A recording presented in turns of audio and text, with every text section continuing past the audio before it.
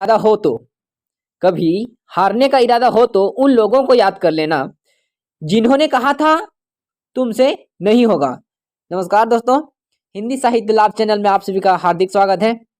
जैसे कि हम सभी को पता है, इस चैनल के माध्यम से हिंदी से NET, JRF, TGT, PGT, NVS आगामी 2023 के एग्जाम की दृष्टि को रखते हुए हम लोग रामचंद्र शुक्ल और गोविंद पांडे की पुस्तकें का अध्ययन कर रहे हैं। और आज का विषय हम सभी का प्रकरण 4 से फुटकल रचनाएं, जिसमें आचार्य अमीर खुसरो, विद्यापति आदि विभिन्न कवियों के बारे में आज हम सभी पढ़ने वाले हैं। तो चलिए दोस्तों, देखते हैं आज की प्रमुख रचनाएं। फुटकल रचनाएं वे रचनाएं जो जिसमें आदिकाल के प्रमुख कवि आते हैं, जैसे अमीर खुसरो, विद्यापति आदि। चलिए देखते हैं। वीरगाथा काल के समाप्त होते होते हमें जनता की बहुत कुछ असली बोलचाल और उसके कहे सुने जाने वाले पद्यों की भाषा में बहुत कुछ असली रूप पता चलता है। मतलब जैसे जैसे वीरगाथा काल समाप्त होता है, वैसे वैसे वहाँ की जो जनता थी, वहाँ के जो कवि थे, उनका जो सही रूप या भाषा हम सभी को देखने और समझने को मौका मिलता है। बता देने वाले हैं कि दिल्ली के खुसरो की मियाँ और तिरहुत के विद्यापति कौन कौन है।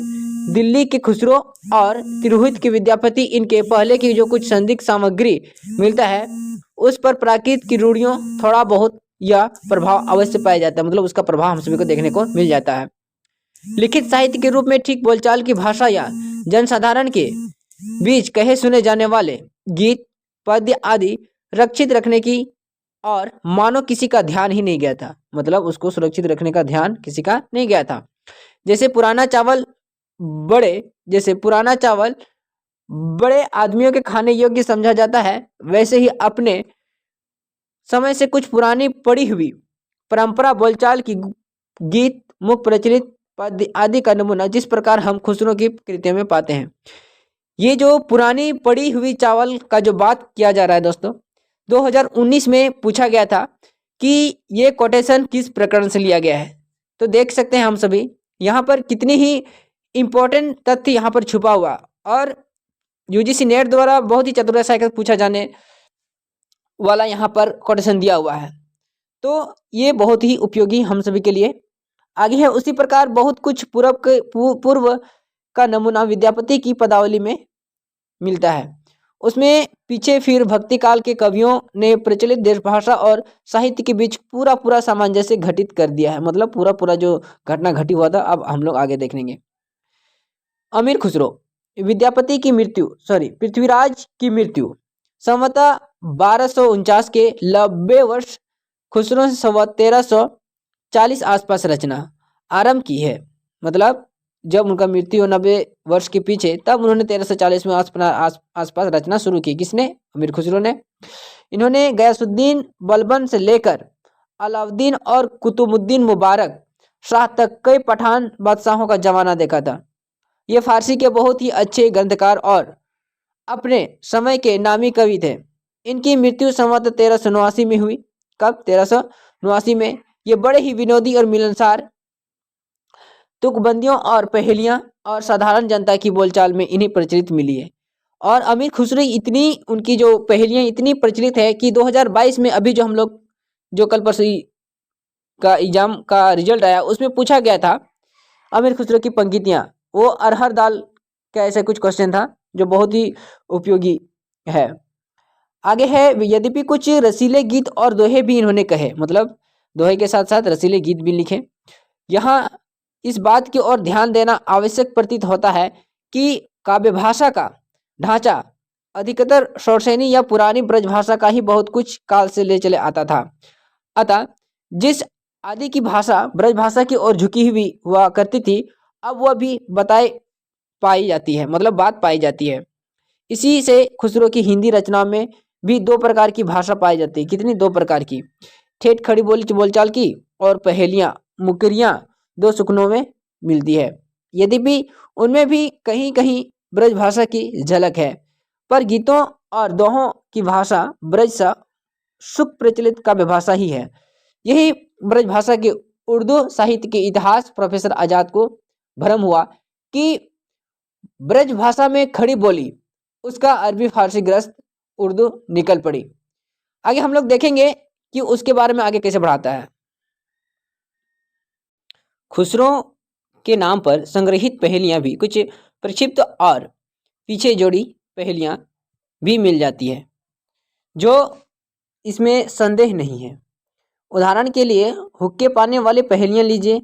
हुक्के पाने वाली पहेलियां, इतिहास प्रसिद्ध बात है, सुरती वाली कोठी थी।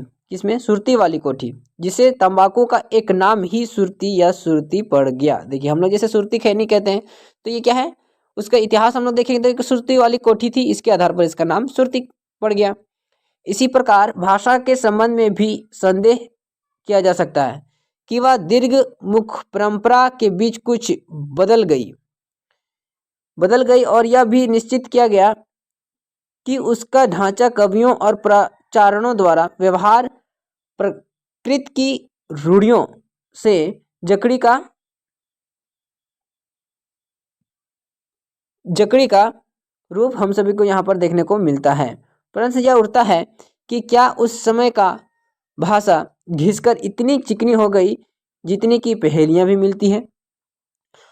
आगे कहता है, खुसरो की प्राय 200 पीछे की लिखी जो कबीर की वाणी की हस्तलिखित प्रतिलिपि मिली है, उसकी भाषा कुछ पंजाबी मिश्रित राजस्थानी है, पर इसमें पुराने नमूने के अधिक है। जैसे सप्तशिल्पी के समझाए उनय का आई के स्थान पर उन मिनवी आई का झुक आई, इसका वो अर्थ दिया है इत्यादि। यह बात कुछ उलझन की अवश्य है, पर विचार करने की यह अनुमान दृढ़ हो जाता है कि खुसरो के समय में इद्र थे, अतः पुराने प्रत्यय के लिए बोलचाल के से बहुत कुछ उठ गए थे। यदि चलियां का मारिया आदि पुराने रूप में रखे गए थे, समय बोलचाल की स्वाभाविक भाषा घिसकर बहुत कुछ उसी रूप में आ गई थी जिस रूप में खुसरो से मिलती है या खुसरो में मिलती है। कबीर की अपेक्षा खुसरो की ध्यान बोलचाल की भाषा से अधिक लक्ष्य जनता को मनोरंजन करना था। ये यूजीसी द्वारा पूछा गया क्वेश्चन है,